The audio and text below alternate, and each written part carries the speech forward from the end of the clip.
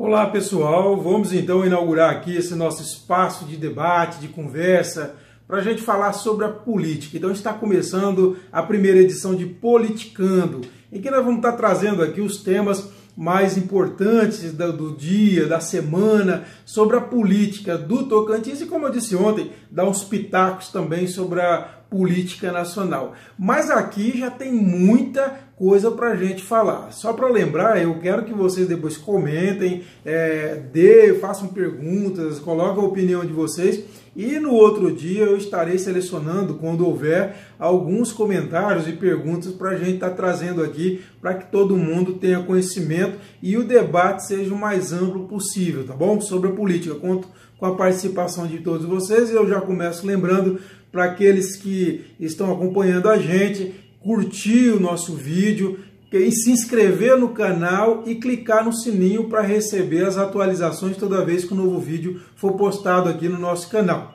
O primeiro tema, todo mundo já sabe qual que é. É essa situação dos delegados regionais do estado, principalmente a questão do delegado regional de Araguaína, o Bruno Boaventura, que ele está à frente de uma delegacia regional que liderou uma operação semana passada envolvendo o pai do líder do governo na Assembleia, o deputado estadual Olinto Neto, numa questão envolvendo possíveis irregularidades em lixos hospitalares. Como eu escrevi no meu Bom Dia hoje, depois vocês leiam lá a íntegra, eu não quero entrar muito nessa questão jurídica, isso aí não interessa, jurídica, policial, não é a minha área. Cabe a polícia fazer seu papel, o Ministério Público o seu, a Justiça o seu, e que o Olinto e seus familiares, tem o irmão dele também envolvido naquela apreensão de R$500 mil em dinheiro na última semana do primeiro turno das eleições.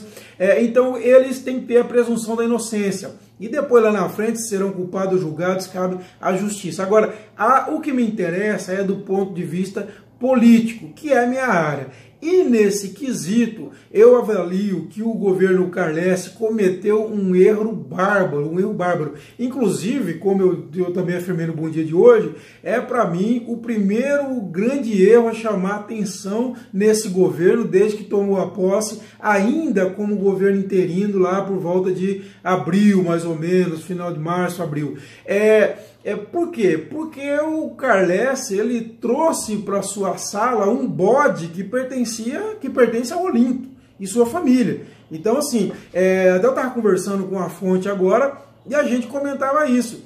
O Olinto, se a intenção foi, não estou dizendo que era, se foi salvar o Olinto, conseguiu. Por quê? Porque colocou o governo na frente do tiroteio e o Olinto ficou de coadjuvante nessa história. Então, na verdade, foi um grande erro político, porque o governo não tem nada, aparentemente, não há nada, factualmente não há nada que liga o governo até agora nessa questão, mas o governo puxou para ele esse problema quando decidiu fazer essa exoneração do delegado Bruno Boaventura. O argumento do governo é que porque teve essa questão dos ajustes, nós estamos fazendo os ajustes.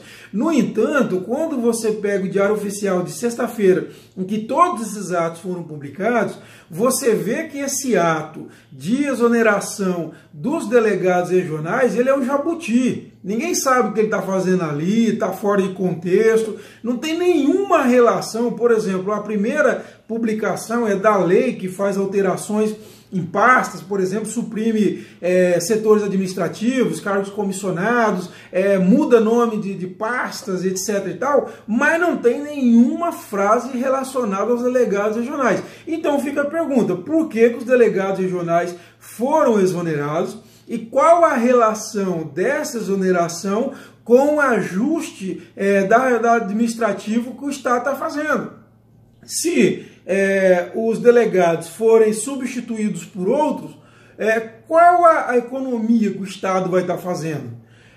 O Estado mudou a forma de organizar administrativamente a Secretaria de Segurança Pública e por isso eles foram exonerados, mas não tem um ato da sexta-feira publicado no Diário Oficial que mostre isso. Então, assim, tá um negócio Inclusive no sábado, o governo emitiu uma nota rejeitando qualquer possibilidade de interferência política, etc. E reforçando isso, que era uma ação que visava o ajuste do Estado. Mas mesmo nessa nota da Secretaria Estadual de Comunicação de sábado, não há nenhuma explicação para essa demissão e qual a relação dessas demissões com o ajuste que o Estado está fazendo para conseguir o reenquadramento à lei de responsabilidades fiscais. Então eu achei assim um erro grosseiro do ponto de vista político.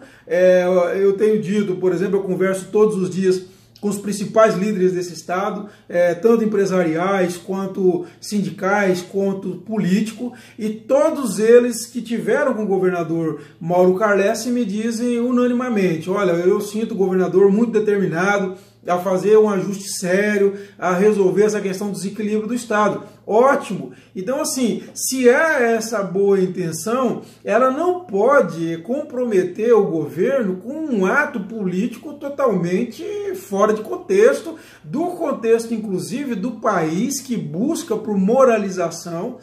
Nós tivemos agora a eleição do Bolsonaro, é muito isso. Os aplausos com que foi recebida a indicação do juiz Sérgio Moro para ser ministro da Segurança Pública, é por isso, porque ele representa, ele encarna esse espírito do Brasil de hoje, de moralização da política. Então esse ato ele vem fora de contexto. Se realmente foi por uma contingência administrativa, não precisava ter sido feito agora. Poderia até por uma questão, para não deixar qualquer dúvida, que fizesse outras mudanças, outras alterações em outras pastas, para depois se chegar, então, à questão da exoneração do delegado regional de Araguaína, Bruno Boaventura, e também dos demais delegados. Então, assim, foi um erro, o maior erro do governo Carlesse até o momento. Lembrando que o governo precisa muito de ter uma popularidade boa, um apoio forte da sociedade para fazer essas mudanças que ele vai ter que fazer, porque vão ser medidas amargas e precisa do apoio da sociedade. Então, quanto menos o governo se desgastar com outras coisas, mais capital político ele vai ter para usar nessa reforma política.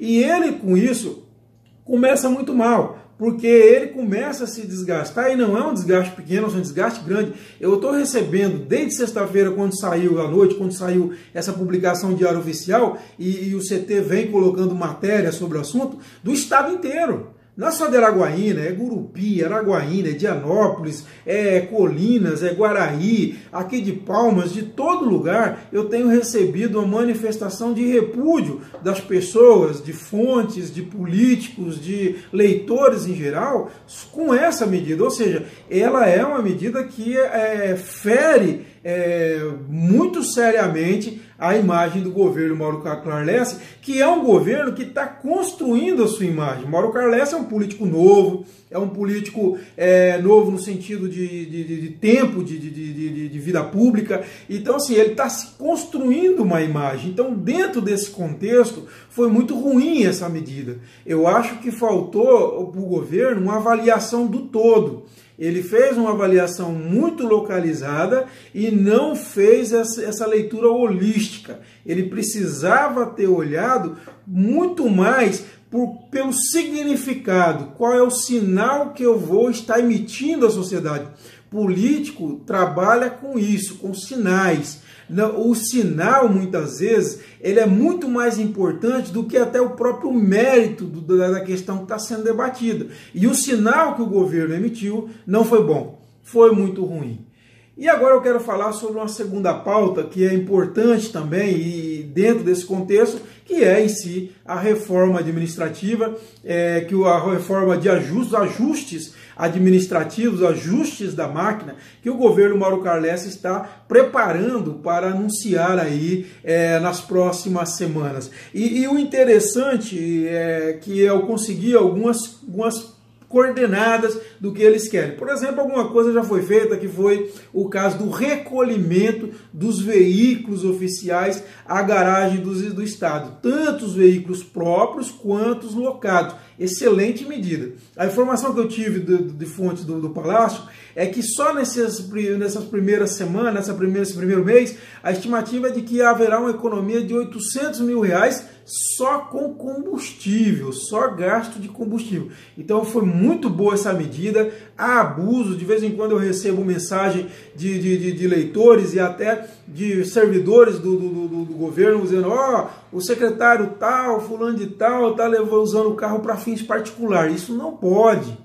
É um absurdo, né? É dinheiro público, é coisa pública, né? Nós temos que ter esse zelo. Nesse aspecto, o governo acertou de monte. A ideia dele, inclusive, é criar um aplicativo para fazer uma espécie de Uber do serviço público. E já está mais ou menos funcionando assim, pela informação que eu tive. Se a pessoa precisa de um carro, ela tem que fazer a solicitação, a justificativa, aprovando, o carro vai lá e leva onde ela tiver que ir. Isso é importante. Lógico, tem que ter cuidado, e me disseram que estão tendo cuidado, por exemplo, com a questão das ambulâncias, a questão das viaturas da polícia, que essas aí não podem ter qualquer restrição, porque, logicamente, são casos de emergência. Agora, algumas outras medidas que eu achei que estão sendo cogitadas, por exemplo, o máximo de 10 secretarias, não querem mais que 10 secretarias, então vem fusões, extinção de pasta, enfim, vai vir uma mudança grande nesse sentido, e uma outra também que em alguns setores até 50% dos comissionados serão exonerados. Não é só ser exonerado, as vagas serão extintas. Por que isso? Segundo me explicaram, no governo Siqueira Campos, vocês estão lembrados, em janeiro de 2011, o Siqueira fez uma exoneração em massa, né? Foram duas grandes exonerações, que no total deve ter dado mais ou menos 25 mil servidores que foram exonerados. Só que aconteceu, ele não extinguiu as vagas. Então depois houve a pressão política e essas vagas foram aos poucos sendo ocupadas e isso acabou resultando aí na mais deterioração das finanças do Estado. Então, para evitar isso, o que o governo tem dito para mim é que quer acabar com essas vagas. Então, além de exonerar quem está ocupando essas vagas, elas serão extintas para lá na frente não ter pressão de político para que elas sejam reocupadas. Isso é muito bom. Em relação aos contratos, o que está acontecendo? Por que não demite os contratados? De vez em quando chegam para mim e falam isso. Porque existe uma limitação ainda da legislação eleitoral que proíbe exonerações e contratações 90 dias antes das eleições e até a posse do eleito. Então, por isso, o governo não pode demitir contratados. O que eles estão me dizendo é que esses contratos têm validade. Então, o contrato que vai vencendo não está sendo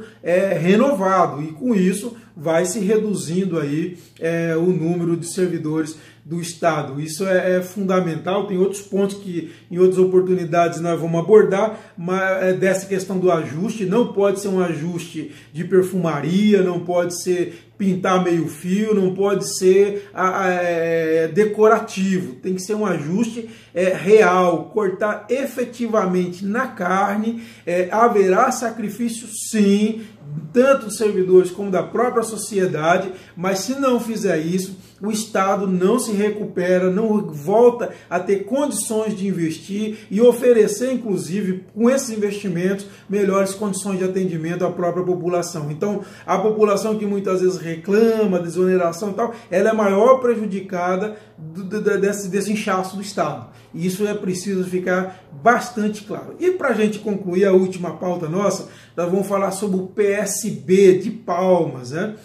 Eu recebi algumas figuras do PSB, um grupo que se intitula Os Orgânicos do PSB, que são filiados que estão já bem mais tempo no partido, e eles me dizem o seguinte, que eles estão trabalhando e vão trabalhar pela consolidação do nome do ex-reitor da UFT, o Alain Barbiero, para que ele seja o candidato do partido a prefeito em 2020. né?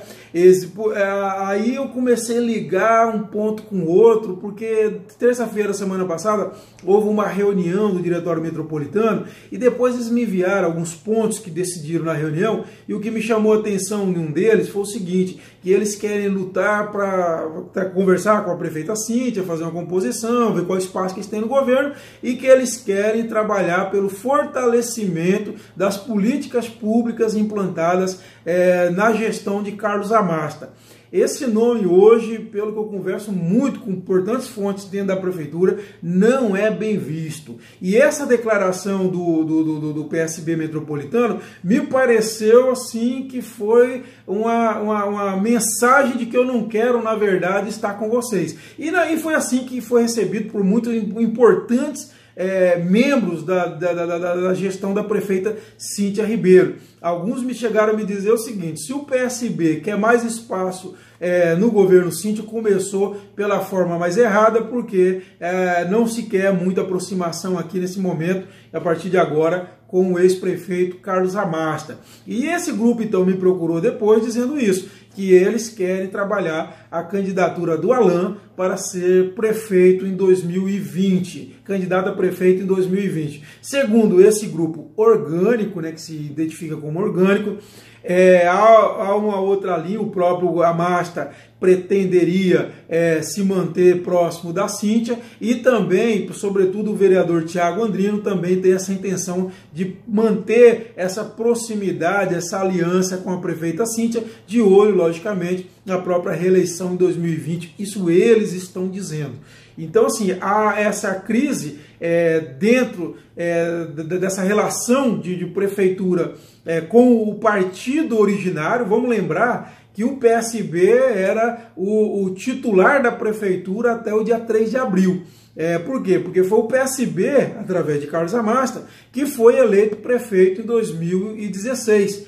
No entanto, com a renúncia do Carlos Amasta no dia 3 de abril, o partido perdeu o posto de titular da prefeitura, de comandante da prefeitura, e isso passou para o PSB e, logicamente, para a prefeita Cíntia Ribeiro. Então, é isso que nós temos por hoje. Agradeço a todos vocês por esse tempo de ter acompanhado. Repito para vocês, curte aí esse vídeo, se inscreva no nosso canal, clique no sininho que vocês vão estar recebendo os vídeos quando a gente for atualizando. E mande suas perguntas, sugestões, comentários aqui embaixo, que no outro dia eu vou fazer o possível para estar respondendo. Vamos contar outras histórias, vamos falar muito sobre política daqui para frente. Um abraço a todos e até a próxima.